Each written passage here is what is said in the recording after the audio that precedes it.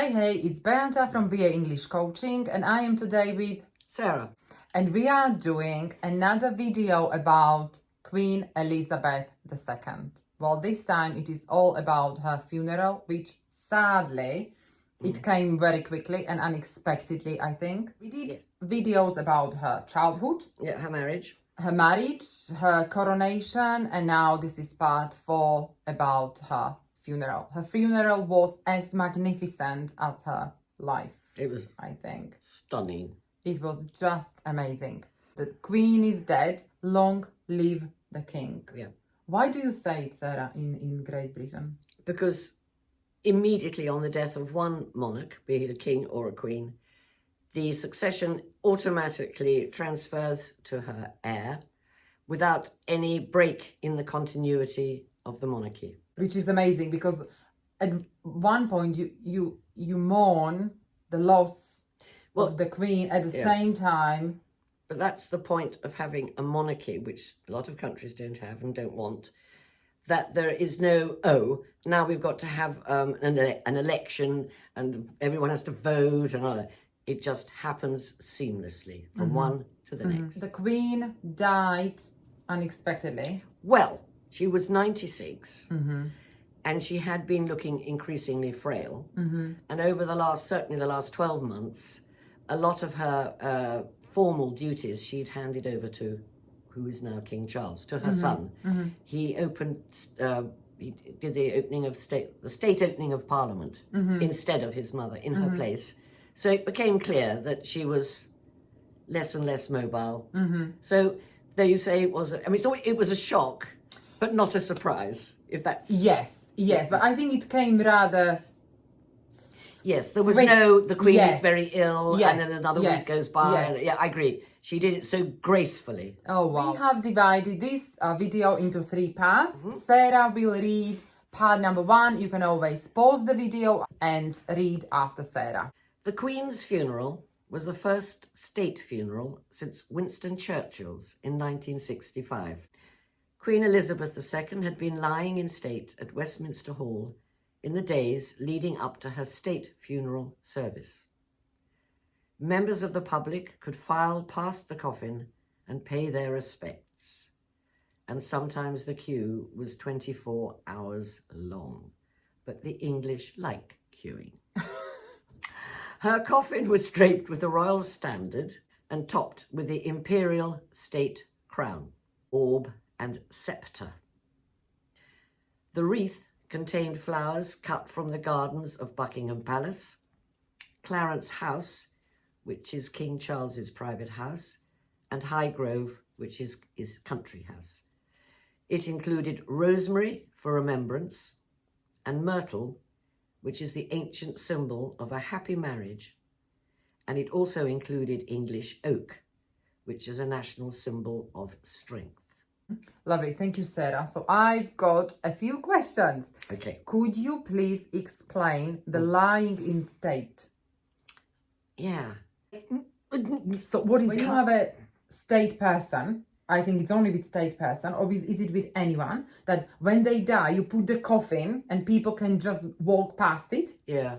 That's it. It's reverence and so on. But if you think about it, the Americans, my optician is an American, and she says, but everyone in America has the open coffin, and everyone goes to look at the body. Yes, but this is a closed coffin, but it's the same idea of going to... But you don't have open coffins in England? Not commonly, no. I know, because some countries they do. They do. I know. We've talked about this and I've gone, no. No, thank you. It's the royal standard. Is the flag, which... When the Queen is in residence, when the King or the Queen is in residence, they fly the royal standard. When she leaves Buckingham Palace to go to Balmoral or wherever, the royal standard comes down. That's how you know when the Queen is in residence. You'll see it above Windsor Castle. And if it's not flying, she's not there. She's at Buckingham Palace or somewhere else. No. Oh, yeah. But they were in the Empire. So we are talking now about the imperial state crown. Okay. And what about the diamond? Okay. When we did have an empire a long time ago, India was part of our empire, and Queen Victoria was called Empress. Empress of India, which is a bit outrageous, but those were those days. Uh-huh. And there was this enormous diamond, and she said, "Oh, I'll have that, and I'll put it in my crown." And she did. So there you go. It Well- comes from India, and we should probably have it, but we And did. then orb. Well, it's a round thing. I don't know. Orb and scepter are always traditional symbols of monarchy, but I'm not sure why now you mention it. So the funeral has two parts. The coffin was then carried on the state funeral gun carriage from Westminster Hall, to the Abbey, the building in which the Queen was married and crowned. It was towed by 142 sailors from the Royal Navy. The tradition dates to the funeral of Queen Victoria in 1901. The procession was also led by 299 pipers and drummers of Scottish and Irish regiments, the Brigade of Gurkhas, and the Royal Air Force. The service at Westminster Abbey ended with the sound of a bagpiper, and the Queen's personal piper slowly walked away so that the sound gently faded. And that was the point at which a lot of people I know lost it. Got very emotional. Very emotional, yeah. For 70 years, the piper would play each morning for 15 minutes beneath the Queen's window, wherever she was resident. The late Queen's coffin was, after the service, carried from Westminster Abbey and placed on the state gun carriage. The procession arrived at Wellington Arch, with the bearer party transferring the coffin to the hearse before the car left for Windsor. There was a royal salute and the national anthem was played. Tradition dates back to Queen Victoria, but why was it towed by sailors? Okay, it is an odd sight to see these sailors, though it was remarkable that these young lads, and they were all very young, all on active service, who were lined up to pull the gun carriage. And it was started when Queen Victoria's funeral, when her coffin was on the gun carriage, pulled by horses. And one of the horses, or some of the horses, bolted, which means got into a panic, and it's all a bit chaotic. So they took the horses off, and the sailors said, "Don't worry, we'll pull it." Without even thinking about it, they immediately took over the job of pulling it, and they're now the people who do it. So that's an interesting story. What about the Gurkhas, Okay. Sarah? The Gurkhas are a very, much loved tradition of the British Army. They are from Nepal, Kathmandu area, and they, presumably when that part of the world was part of our empire, fought with us in the British Army. And they are amazing people. Absolutely amazing. And they are, once they've served in the British Army, they are now, and only recently, allowed to take up residence in Britain. Wow. But they're wonderful, Amazing. wonderful soldiers. Apparently really effective. Great, brave soldiers. Wow, fascinating. I've got great admiration for them. Wow. And then we had the piper. So the Queen Mother, but Yeah. apparently she insisted that she had the piper every morning underneath her window. Yes, but apparently Queen Elizabeth II wasn't... There is a rumour, I don't hold me to this, but there is a rumour that the Queen, as she then was Elizabeth II, said, "I don't want a piper underneath my bedroom window every morning." And though I think he is her piper at other times, I don't think she liked being woken up by a bagpipe. Yeah. But that's Who would? Well, exactly. That's just rumour. I don't know. But Yes, the Queen was Mother the- was very Scottish. She was born and lived in Scotland. She was Scottish.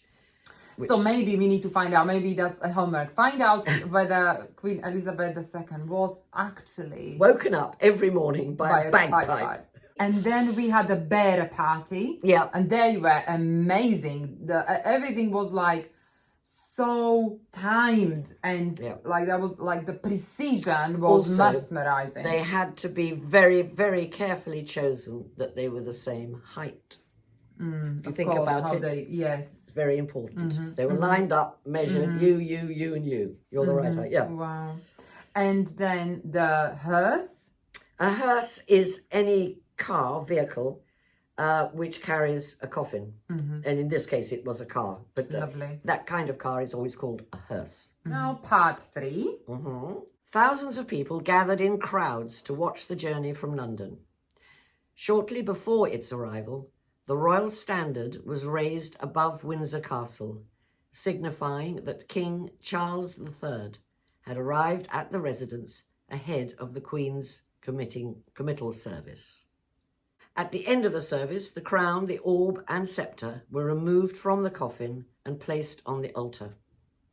They will ultimately be returned to the Tower of London and then be given to King Charles III at his coronation. The Queen's coffin was laid to rest in St George's Chapel in Windsor, alongside her husband Prince Philip and her parents King George VI and the Queen Mother. His body travelled from Scotland to London and then to Windsor. Yeah.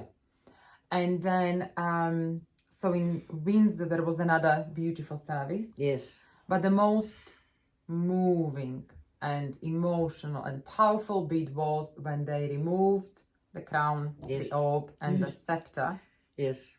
from the coffin. They placed it on the altar and then they broke the stick, Yes. something, as a symbol of the end of service. The to end the Queen. of an era.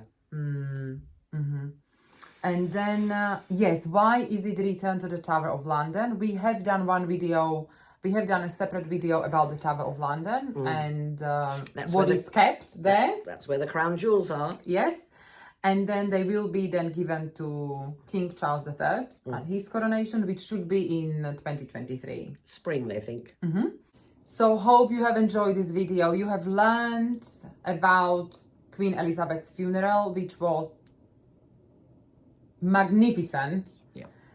The level of detail and she had designed the hearse that carried her coffin. She had even worked out the seating plan in any abbey or the chapel. And she had been doing this for several years, arranging everything, every detail, every hymn, every prayer, everything about her own funeral, which is a little bit spooky, but she knew what was going to happen, down to the last detail. Extraordinary. so watch it. And if you have enjoyed this video, please like it, share it and subscribe to our channel.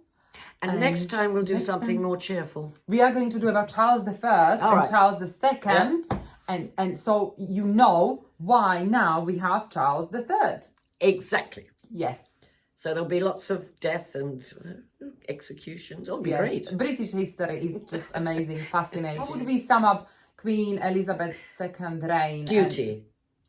And service. Duty she led a life of service. Yes. She said when she was very, very young, when she first heard that her father had died, she made an announcement that she would, whether her life be long or short, dedicate her entire life to the service of her people. And that's what she did. And she did, to the last minute. Yes. Amazing. Quite extraordinary. Don't be the same, be awesome. Bye. Bye-bye.